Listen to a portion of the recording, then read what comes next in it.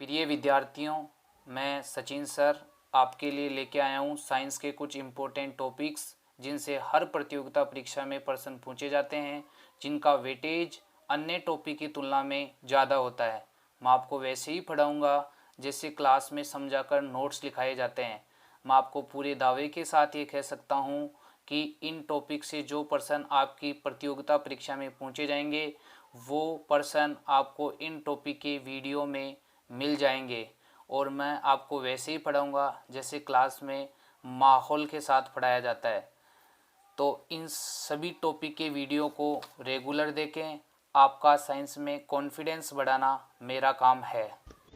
प्रिय विद्यार्थियों, आज साइंस का most important topic human nutrition, जिसे मानव पोषण भी कहा जाता है, उसके बारे में चर्चा करेंगे। तो सबसे पहले मैं आपको बता देता हूँ कि पोषण की परिभाषा क्या होती है। तो आपको याद रखना है कि पोषक पदार्थों को ग्रहण करने की प्रक्रिया पोषण कहलाती है। आपको दोबारा बता रहा हूँ, पोषक पदार्थों को ग्रहण करने की प्रक्रिया पोषण कहलाती है। अगर इस परिभाषा को सिंपल तरीके से समझें तो इसका यह मतलब है कि आप तरह तरह की एक्टिविटीज़ करते हो, खेलते हो, कूदते हो, एक्सरसाइज करते हो, व्यायाम करते हो।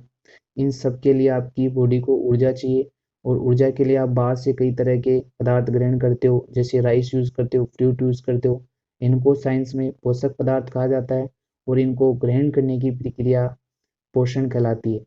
प्यारे बच्चों, इन पोषक पदार्थों को साइंस में दो भागों में बांटा गया है, एक कार्बनिक यौगिक और एक अकार्बनिक यौगिक। कार्बनिक यौगिक में कार्बोहाइड्रेट आता है, प्रोटीन आता है, वसा आता है और विटामिन आते हैं। और अकार्बनिक यौगिक में जल और खनिज तत्व आते हैं। आपको बिल्कुल याद रखना है कि कार्बनिक यौगिक कौन कौन से होते हैं। तो आपको मैं दोबारा बता देता हूँ, कार्बोहाइड्रेट, प्रोटीन, वसा और विटामिन। और अकार्बनिक यौगिक होते हैं जल और खनिज तत्व। यहाँ एक मोस्ट इम्पोर्टेंट ये बात है कि कार्बोहाइड्रेट, प्रोटीन और वसा, ये तीनों ऊर्जा देने वाले यौगिक हैं। लेकिन मोस्ट इम्पोर्टेंट ये बात है कि विटामिन एक ऐसा कार्बनिक यौगिक है जिससे आपकी बॉडी को किसी प्रकार की कोई ऊर्जा प्राप्त नहीं होती। ये क्वेश्चन काफ़ी बार विभिन्न प्रतियोगिता परीक्षा में पूछा गया है। तो आपको याद रखना है कि विटामिन एक प्रकार का ऐसा कार्बनिक यौगिक है जिससे किसी प्रकार की कोई ऊर्जा प्राप्त नहीं होती है। यह आपकी शरीर के अंदर होने वाली जितनी भी जैविक रासायनिक क्रियाएं, श्वसन, पाचन, उत्सर्जन, जनन आदि के लिए आवश्यक होते हैं। दूसरे जो अकार्बनिक यौगिक हैं, जल और खनिज तत्व, इनसे भी किसी प्रकार की कोई ऊर्जा प्राप्त नहीं होती। यह भी आपके शरीर में होने वाली जैविक रासायनिक अभिक्रियाएं जैसे श्वसन, पाचन, उत्सर्जन और जनन के लिए आवश्यक होते हैं। तो यहाँ इस दो मोस्ट इंपोर्टेंट क्वेश्चन बनते हैं कि कार्बनिक यौगिक कौन कौन से हैं और अकार्बनिक यौगिक कौन से हैं। और ये क्वेश्चन तो आपको याद ही रखना है कि विटामिन एक ऐसा कार्बनिक यौगिक है जिससे किसी प्रकार की कोई ऊर्जा प्राप्त नहीं होती है। प्रिय विद्यार्थियों, आज का टॉपिक है विटामिन। तो विटामिन के बारे में विस्तृत जानकारी प्राप्त करेंगे। तो सबसे पहले क्वेश्चन ये आता है कि विटामिन की खोज किसने की। तो आपको याद रखना है कि विटामिन की खोज ल्यूनीन ने की और विटामिन सिद्धांत दिया हॉपकिंस ने। तो आपको याद रखना है कि विटामिन की खोज ल्यूनीन ने की और विटामिन सिद्धांत दिया हॉपकिंस ने। तो आपको याद रखना है कि विटामिन की खोज ल्यूनीन ने की और विटामिन सिद्धांत दिया हॉपकिंस ने। नेक्स्ट, विटामिन शब्द किसने दिया। तो आपको याद रखना है कि विटामिन शब्द दिया था फंक ने दिया था। तो आपको याद रखना है कि विटामिन सिद्धांत दिया फंक ने। नेक्स्ट, विटामिनों का संश्लेषण हमारे शरीर में नहीं होता है, इन्हें बाहर से भोजन के रूप में लेना पड़ता है।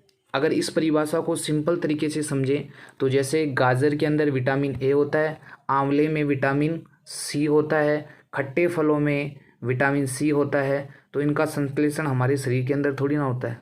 किसी के पेट में गाजर थोड़ी बनती है, आंवला थोड़ी बनता है, तो इन्हें आप बाहर से किसके रूप में लेते हो, भोजन के रूप में। तो आपको याद रखना है कि मोस्टली विटामिन का संश्लेषण हमारे शरीर में नहीं होता है, इन्हें बाहर से भोजन के रूप में लिया जाता है। तो ये इंपॉर्टेंट क्वेश्चन है। कुछ विटामिन का संश्लेषण हमारे शरीर के अंदर होता है जो मैं आपको आगे बताऊंगा। नेक्स्ट, अब तक लगभग 20 से अधिक प्रकार के विटामिन खोजे जा चुके हैं, ये आपको याद रखना है।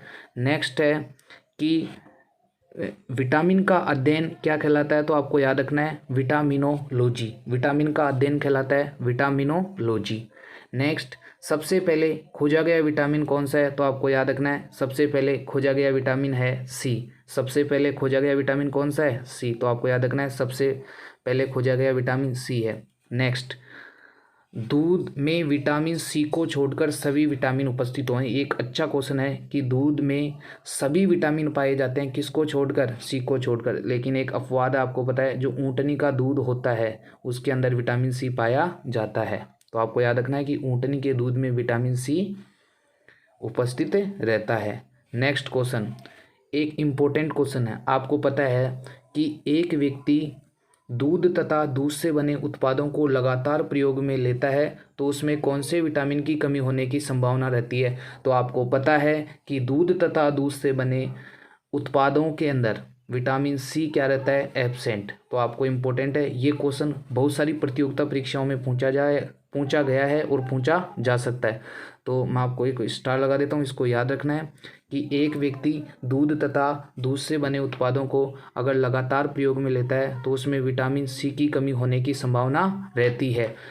हाँ, यहाँ एक क्वेश्चन और आ सकता है, क्या कि एक व्यक्ति दूध तथा दूध से बने उत्पादों को लगातार प्रयोग में लेता है तो उसमें कौन से विटामिन की कमी होने की संभावना रहती है, तो सी है। लेकिन आपको पता है कि विटामिन सी की कमी से एक रोग होता है, उसका नाम है स्कर्वी रोग। तो आपको याद रखना है कि स्कर्वी रोग भी आ सकता है कि लगातार दूध तथा दूध से बने उत्पादों को अगर कोई व्यक्ति यूज़ कर रहा है तो उसको कौन सा रोग हो सकता है, तो आपको याद रखना है स्कर्वी। अब दूध से रिलेटेड जितने भी क्वेश्चन आपके एग्जाम में बनते हैं मैं वो यहाँ डिस्कस कर रहा हूँ। पहला क्वेश्चन, दूध को दही में बदलने वाले जीवाणु का नाम क्या है, तो आपको याद रखना है लैक्टोबैसिलस। ये एक इंपॉर्टेंट क्वेश्चन है कि दूध को दही में बदलने वाले जीवाणु का नाम लैक्टोबैसिलस है। नेक्स्ट क्वेश्चन, दूध में कौन सी शर्करा पाई जाती है, तो आपको याद रखना है दूध में लैक्टोज शर्करा पाई जाती है। एक क्वेश्चन और आता है कि दूध में मीठापन का कारण क्या है, तब भी आपका आंसर क्या होगा, लैक्टोज शर्करा। नेक्स्ट क्वेश्चन, दूध में कौन सी प्रोटीन पाई जाती है, केसिन प्रोटीन। और केसिन प्रोटीन का पाचन कौन सा एंजाइम करता है, तो आपको याद रखना है रेनिन एंजाइम। ठीक है। नेक्स्ट इंपॉर्टेंट बात, दूध का दही में बदलना कौन से परिवर्तन का उदाहरण है, तो आपको याद रखना है कि दूध का दही में बदलना रासायनिक परिवर्तन का उदाहरण है। नेक्स्ट क्वेश्चन, दूध का पीएच मान कितना होता है, 6.4। तो आपको याद रखना है हल्का अम्लीय। तो ये भी इंपॉर्टेंट क्वेश्चन है कि दूध का पीएच मान 6.4 ये हल्का अम्लीय होता है। नेक्स्ट क्वेश्चन, दूध की शुद्धता मापने के लिए एक उपकरण काम में लिया जाता है जिसका नाम लैक्टोमीटर है। ये भी अच्छा क्वेश्चन है, आता है एग्जाम में।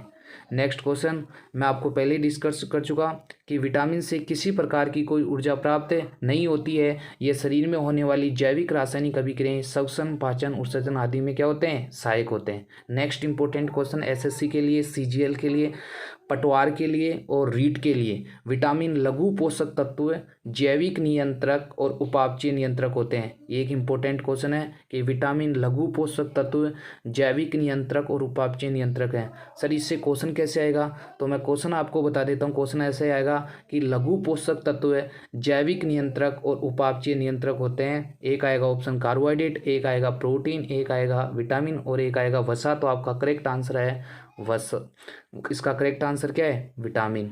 नेक्स्ट क्वेश्चन, मछलियों का जो यकृत का तेल होता है उसके अंदर विटामिन ए तथा डी की सर्वाधिक मात्रा पाई जाती है। ये क्वेश्चन स्टार लगा लेना, पिछली बार राजस्थान भर्ती एग्ज़ाम के अंदर आया था कि मछलियों की यकृत के तेल में कौन से विटामिन की सर्वाधिक मात्रा होती है, ए और डी। नेक्स्ट, जो शार्क लीवर ऑयल होता है, शार्क का यकृत तेल होता है, उसके अंदर विटामिन ए की सर्वाधिक मात्रा होती है। जो कोड यकृत तेल होता है, कोड लीवर ऑयल होता है, उसके अंदर विटामिन डी की सर्वाधिक मात्रा होती है। तो ये आपको याद रखना है। अब यहाँ से एक इम्पोर्टेंट क्वेश्चन बनता है कि विलेयता के आधार पर विटामिनों की दो श्रेणियाँ होती है। तो विटामिन मुख्यतः कितने प्रकार के होते हैं, दो प्रकार के। आपको याद रखना है विटामिन मुख्यतः दो प्रकार के होते हैं, एक वसा में विलय विटामिन और एक जल में विलय विटामिन। तो आपको याद रखना है कि वसा में विलय विटामिन होते हैं, कौन कौन से होते हैं वसा में विलय विटामिन, ए, डी, ई के। और एक इम्पोर्टेंट है वो है कीड़ा। वसा में विलय विटामिन कौन से होते हैं, कीड़ा।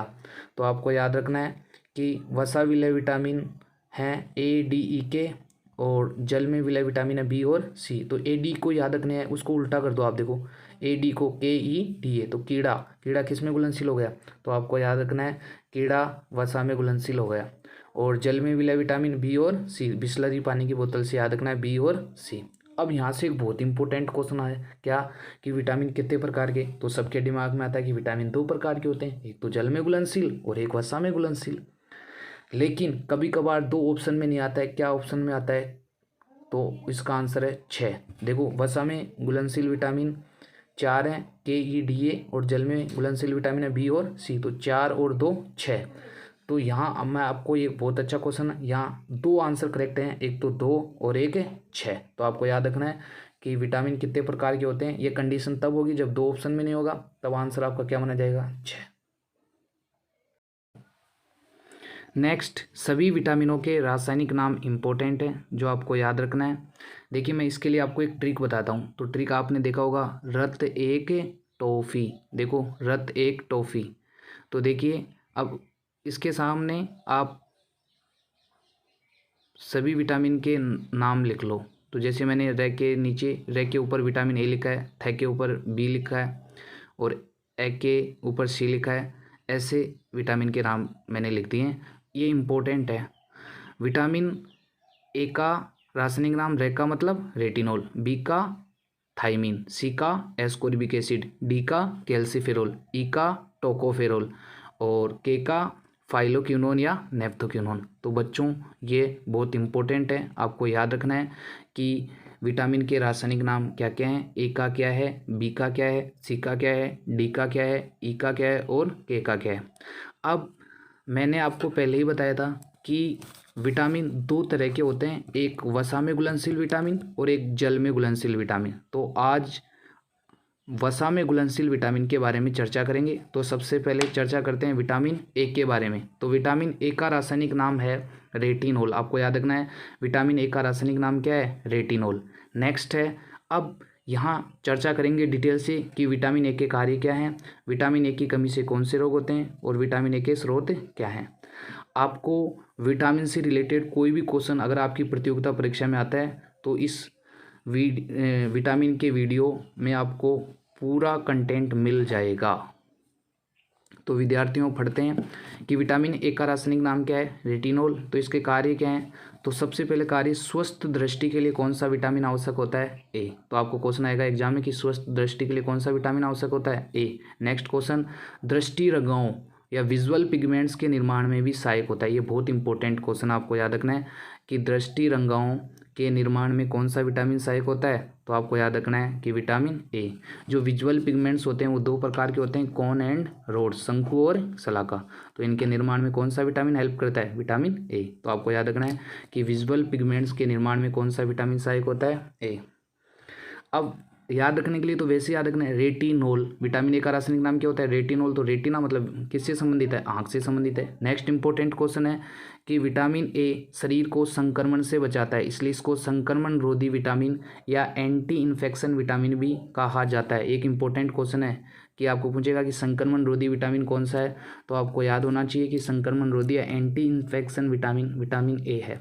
अब विटामिन ए की कमी से कौन से रोग होते हैं, तो सबसे पहला है रतौंधी, जिसे नाइट ब्लाइंडनेस के नाम से भी जाना जाता है। इसमें रात में कम दिखाई देता है, तो आपको याद रखना है कि रतौंधी या नाइट ब्लाइंडनेस विटामिन ए की कमी से होता है। Next question, xerophthalmia. ये जीरोप्थेल्मिया आंखों में शुष्कपन या ड्राइनेस आ जाती है। आप गला फाड़ फाड़ के चिल्ला लो चाहे किसी की भी याद में, लेकिन आंसू नहीं आएंगे, तो आपको कौन सा रोग है, जीरोप्थेल्मिया। Next question, किरेटोमलेशिया। इसमें आँख का जो कॉर्निया पार्ट है वो सॉफ्ट हो जाता है। तो तीनों रोग आपको याद रखने हैं विटामिन ए की कमी से होने वाले, एक तो रतौंधी, एक जीरोप्थेल्मिया और एक किरेटोमलेशिया। अब कुछ इंपॉर्टेंट टॉपिक है, कुछ इंपॉर्टेंट लाइनें जो मैं डिस्कस कर रहा हूँ। कॉर्निया शरीर का ऐसा भाग है जो जन्म से लेकर मृत्यु तक उसके आकार में कोई परिवर्तन नहीं होता। तो आपको ये याद रखना, पूछा जा सकता है कि शरीर का ऐसा कौन सा भाग है जो जन्म से लेकर मृत्यु तक उसकी साइज में कोई परिवर्तन नहीं होता, तो cornea. Vitamin A D E के का भंडारण यकृत या लीवर में होता है। ये इंपॉर्टेंट बात है भाई लोगों, क्या कि जो वसा में घुलनशील विटामिन होते हैं उनका जो स्टोर होता है, स्टोरेज होता है, वो किसके अंदर होता है? लीवर के अंदर होता है। तो इंपॉर्टेंट बात याद रखना कि वसा में घुलनशील विटामिन का संग्रहण कहाँ होता है? लीवर के अंदर होता है। कोर्निया के अंदर ब्लड सप्लाई एब्सेंट रहती है, तो आपको याद रखना है कि कोर्निया में कोई ब्लड सप्लाई नहीं होती, रक्तापूर्ति एब्सेंट होती है। अब बात करते हैं विटामिन के ए के स्रोत के बारे में। तो विटामिन ए का स्रोत है गाजर, और गाजर का जो साइंटिफिक नेम या वैज्ञानिक नाम है वो डोकस कैरोटा है, आपको याद रखना है। इसके अलावा विटामिन ए के स्रोत हैं शार्क लीवर ऑयल, और ये एक इम्पोर्टेंट क्वेश्चन है, मैंने आपको मार्क भी कर दिया है कि जो सुनहरा धान होता है, जो सुनहरा धान होता है या जो गोल्डन राइस होता है, उसके अंदर विटामिन ए की सर्वाधिक मात्रा पाई जाती है। इसके अलावा चुकंदर के अंदर भी विटामिन ए होता है, जो गाय का दूध होता है उसके अंदर भी विटामिन ए होता है, और जो पका हुआ आम होता है उसके अंदर भी विटामिन ए की सर्वाधिक मात्रा पाई जाती है। अब कुछ इंपॉर्टेंट बातें हो रहे हैं कि नेत्रदान में आँख का कौन सा भाग दान किया जाता है? तो आपको याद रखना है कोर्निया पार्ट दान किया जाता है। नेक्स्ट है गाजर में बीटा कैरोटीन पाया जाता है, ये भी एक इम्पोर्टेंट है कि गाजर में कौन सा वर्णक पाया जाता है? बीटा कैरोटीन, और जिसके कारण गाजर का रंग कैसा होता है? लाल। ये भी याद रखना है। नेक्स्ट इंपॉर्टेंट क्वेश्चन क्या कि टीकाकरण के समय बच्चों को विटामिन ए की खुराक पिलाई जाती है। ये आपके एग्जाम में क्वेश्चन आ सकता है कि बताइए टीकाकरण के समय बच्चों को कौन से विटामिन की खुराक दी जाती है? तो आपका आंसर होना चाहिए विटामिन ए। तो विटामिन ए के बारे में विस्तृत जानकारी के बाद अपन चर्चा करते हैं, क्योंकि वसा में घुलनशील विटामिन ए, डी, ई और के होता है, तो आपको याद रखना है। अब अपन ए के बारे में पूरी चर्चा हो गई, तो अब विटामिन डी के बारे में चर्चा करेंगे। तो विटामिन डी का रासायनिक नाम मैं पहले आपको बता चुका, विटामिन डी का रासायनिक नाम होता है कैल्सीफेरोल। तो विटामिन डी का रासायनिक नाम आपको याद रखना है कैल्सीफेरोल। अब नेक्स्ट इंपॉर्टेंट विटामिन डी के कार्य, ये इंपॉर्टेंट है। विटामिन डी का निर्माण कैसे होता है? सूर्य की पराबैंगनी विकिरणें अल्ट्रावायलेट रेज की सहायता से त्वचा इस विटामिन का निर्माण करती है। ये इंपॉर्टेंट बात है क्या कि जब सूर्य की अल्ट्रावायलेट रेज आपकी स्किन के ऊपर गिरती है तो स्किन के अंदर कुछ ऐसे पदार्थ होते हैं जो विटामिन डी का निर्माण करते हैं। यहाँ से एक इम्पोर्टेंट क्वेश्चन ये बन सकता है कि पराबैंगनी विकिरणों की सहायता से त्वचा कौन से विटामिन का निर्माण करती है? तो आपके दिमाग के अंदर ये क्वेश्चन आना चाहिए कि अल्ट्रावायलेट रेज या यूवी रेज की सहायता से त्वचा विटामिन डी का निर्माण करती है। अब देखो कुछ बेसिक जानकारी, कुछ बेसिक चीज़ें, जैसे त्वचा शरीर का सबसे बड़ा अंग है, तो आपको याद रखना है कि त्वचा शरीर का सबसे बड़ा अंग है।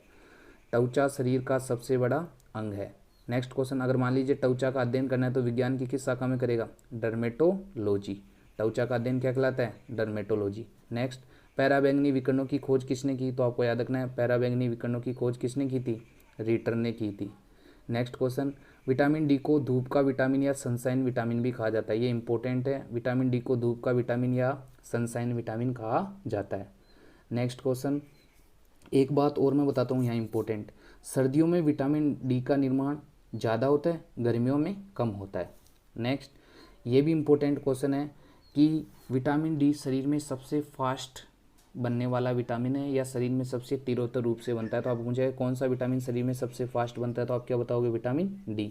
ये भी इम्पोर्टेंट क्वेश्चन है कि विटामिन डी को प्राय हार्मोन कहा जाता है। आपको पूछेगा कि कौन सा ऐसा विटामिन है जो प्राय हार्मोन की तरह कार्य करता है? तो उसका आंसर होगा विटामिन डी। नेक्स्ट क्वेश्चन, ये भी इम्पोर्टेंट है कि विटामिन डी रक्त में कैल्शियम और फास्फोरस की मात्रा को कंट्रोल रखता है। कैल्शियम और फास्फोरस की मात्रा को कंट्रोल रखता है। और आपको बताया कि कैल्शियम और फास्फोरस हड्डियों, दांतों के विकास के लिए क्या होते हैं? आवश्यक होते हैं। तो आपको पूछेगा ये बताइए ऐसा कौन सा विटामिन है जो रक्त में कैल्शियम और फास्फोरस की मात्रा को नियंत्रित रखता है? तो आपका आंसर है विटामिन डी।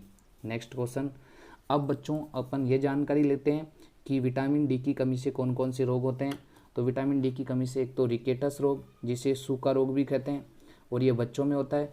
एक ऑस्ट्रियोमलेशिया, ये वयस्कों में होता है। रिकेटस रोग और ऑस्ट्रियोमलेशिया दोनों में हड्डियां मुलायम व कमज़ोर हो जाती है। ये क्वेश्चन आया हुआ है और अच्छा क्वेश्चन आ सकता है कि रिकेटस रोग में शरीर का कौन सा भाग प्रभावित होता है? तो इसका आंसर होगा हड्डियाँ या बोन्स। तो आपको याद रखना है। कभी कभार ओस्टियोपोरोसिस भी आ जाता है, यह भी कैल्शियम की कमी से होता है, हड्डियों के अंदर छेद हो जाता है। पोरोसिस का मतलब साइंस में होता है छेद होना। तो आपको याद रखना है ये तीनों रोग इंपॉर्टेंट है। नेक्स्ट क्वेश्चन, हड्डियों का अध्ययन क्या कहलाता है? तो आपको याद रखना है ऑस्टियोलॉजी। हड्डियों का अध्ययन क्या कहलाता है? ऑस्टियोलॉजी। नेक्स्ट क्वेश्चन, हड्डियों के अंदर कौन सी प्रोटीन पाई जाती है? ओसिन प्रोटीन पाई जाती है। नेक्स्ट क्वेश्चन, विटामिन डी के स्रोत क्या क्या होते हैं? तो एक तो देखो सनलाइट या सूर्य का प्रकाश, एक कोड लिवर ऑयल हो गया, दूध हो गए, अंडे हो गई, दालें हो गई और चने की दाल, मांस इत्यादि, ये विटामिन डी के स्रोत हैं। तो आपको याद रखना है कि विटामिन डी के स्रोत क्या क्या है। अब नेक्स्ट चर्चा करते हैं विटामिन ई के बारे में। तो ई का रासायनिक नाम क्या है? टोकोफेरोल। इसे एंटीऑक्सीडेंट विटामिन या जीर्णता विरोधी विटामिन भी कहा जाता है। ये बहुत इंपॉर्टेंट क्वेश्चन है, आपको मैं यहाँ जानकारी के लिए बता देता हूँ। विटामिन सी तथा विटामिन ई को जीर्णता विरोधी विटामिन या एंटीऑक्सीडेंट विटामिन कहा जाता है। अब विटामिन ई के कार्य के बारे में चर्चा करते हैं। आपको एक बात और बता देता हूँ, विटामिन ई एकमात्र ऐसा विटामिन है जो जनन तंत्र से संबंधित है, रिप्रोडक्टिव सिस्टम से संबंधित है। अब बात करते हैं विटामिन ई के कार्य। तो ये शुक्राणु तथा अंडाणु के निर्माण में सहायक होता है। तो आपको याद रखना है विटामिन ई के कार्य होते हैं शुक्राणु तथा अंडाणु के निर्माण में सहायक होता है। नेक्स्ट क्वेश्चन, इसे सुंदरता का विटामिन या ब्यूटी विटामिन भी कहते हैं। ये इंपॉर्टेंट क्वेश्चन है कि सुंदरता का विटामिन कौन सा होता है? Vitamin E. आप फेस वॉश यूज़ करते हो तो आप देखना फेस वॉश के पीछे जो कंपोजिशन है उसके अंदर विटामिन ई लिखा होगा। तो आपको याद रखना है कि आपकी स्किन को ग्लो करता है ये। तो आपको याद रखना है कि सुंदरता का ब्यूटी विटामिन कौन सा है? Vitamin E. नेक्स्ट क्वेश्चन, इसकी कमी से कौन कौन से रोग होते हैं? तो एक तो बांझपन, जिसे इनफर्टिलिटी बोला जाता है। ये इंपॉर्टेंट है, पूछा गया क्वेश्चन है कि इनफर्टिलिटी या बांझपन या नपुंसकता कौन से विटामिन की कमी से आती है? विटामिन ई की कमी से।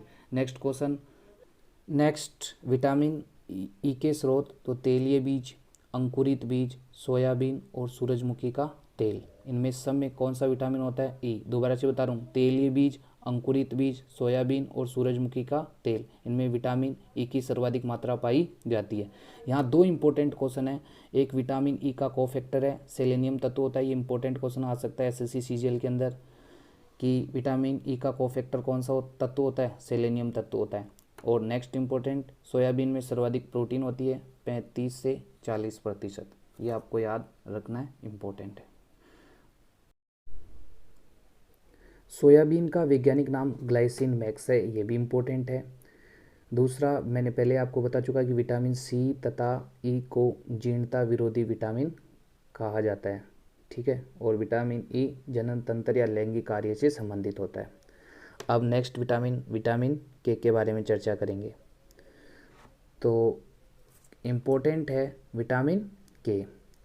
सबसे पहले विटामिन के का रासायनिक नाम होता है फाइलोक्विनोन या नेप्थोक्विनोन, और इसका कार्य होता है, ये विटामिन यकृत में फाइब्रिनोजन व प्रोथ्रोम्बिन के निर्माण के लिए आवश्यक होता है। आपको मैं जानकारी के लिए बता देता हूँ कि ये फाइब्रिनोजन और प्रोथ्रोम्बिन ये रक्त में पाई जाने वाली प्रोटीन है, और इनका कार्य होता है रक्त का थक्का बनाना, और इनके निर्माण के लिए विटामिन के आवश्यक होता है। तो इम्पोर्टेंट है कि विटामिन के का कार्य होता है ब्लड क्लोटिंग या रक्त का थक्का बनाना। इसे रक्त स्राव रोधी विटामिन भी कहते हैं। एक बात आपको मैं यहाँ और बताना चाहता हूँ, एक हीमोफीलिया रोग है जिसे साई रोग या रॉयल डिजीज़ के नाम से जाना जाता है। ये इंग्लैंड की महारानी विक्टोरिया के था। इसमें ये एक जेनेटिक डिसऑर्डर या आनुवांशिक रोग है। अगर हीमोफीलिया से ग्रसित व्यक्ति के साधारण चोट लग जाती है तो निरंतर रुधिर प्रवाह के कारण रोगी की मृत्यु हो जाती है। तो आपको याद रखना है कि उसमें भी रक्त का थक्का नहीं बनता है। तो दोनों बातें इम्पोर्टेंट आपको याद रखनी है। विटामिन के की कमी वाले रोगियों में रक्त का थक्का नहीं बनता है, जिसे हेमरेज कहा जाता है। तो आपको याद रखना है हेमरेज। अब विटामिन के स्रोत के बारे में बात करें तो हरी सब्जियां हो गई, टमाटर हो गया, पनीर हो गया। और एक इम्पोर्टेंट बात है जो आपको काफ़ी बार एग्जाम में आती भी है, मैंने इसको मार्क कर दिया है, आपकी बड़ी आंत जो लार्ज इंटेस्टाइन है उसका जो कोलन वाला पार्ट है, जिसे वर्ध आंत्र भी कहा जाता है, उसमें इकोलाई जीवाणु पाया जाता है जो विटामिन के का संश्लेषण करता है। तो आपको एक इम्पोर्टेंट बात और याद रखनी है, ये इकोलाई जीवाणु मनुष्य शरीर में सहजीवी संबंध या सिम्बायोटिक रिलेशनशिप में रहता है। सिम्बायोटिक रिलेशनशिप साइंस में सिम्बायोटिक रिलेशनशिप का मतलब होता है कि दोनों जीव एक साथ रहें और दोनों एक दूसरे को फ़ायदा पहुँचाएँ। तो आपको याद रखना है कि ये इकोलाई जीवाणु सिम्बायोटिक रिलेशनशिप में रहता है। नेक्स्ट ये इम्पोर्टेंट है कि विटामिन के की कमी वाले रोगियों का सामान्यतः डॉक्टर ऑपरेशन नहीं करते, ये आपको पता है। इकोलाई जीवाणु और विटामिन के व B12 संश्लेषण करता है। इकोलाई जो जीवाणु होता है वो विटामिन के का भी संश्लेषण करता है और B12 का संश्लेषण भी करता है, तो ये याद रखना है। ये शरीर में सहजीवी संबंध बनाता है, ये मैंने पहले बता दिया था। और हीमोफीलिया से ग्रसित व्यक्ति को विटामिन के की खुराक देनी चाहिए। ये क्वेश्चन आ सकता है कि हीमोफीलिया से ग्रसित व्यक्ति को कौन से विटामिन की खुराक देनी चाहिए, तो आपको याद रखना है। तो प्यारे बच्चों, मैंने आपको वसा में घुलनशील विटामिन पढ़ा दिए हैं, उनके स्रोत, उनके कार्य, उनकी कमी से होने वाले रोग, इनके बारे में। अब नेक्स्ट वीडियो में ये जानेंगे कि जल में घुलनशील विटामिन कौन कौन से हैं, उनके रासायनिक नाम क्या हैं, उनके कार्य क्या हैं और उनकी कमी से कौन कौन से रोग होते हैं। इस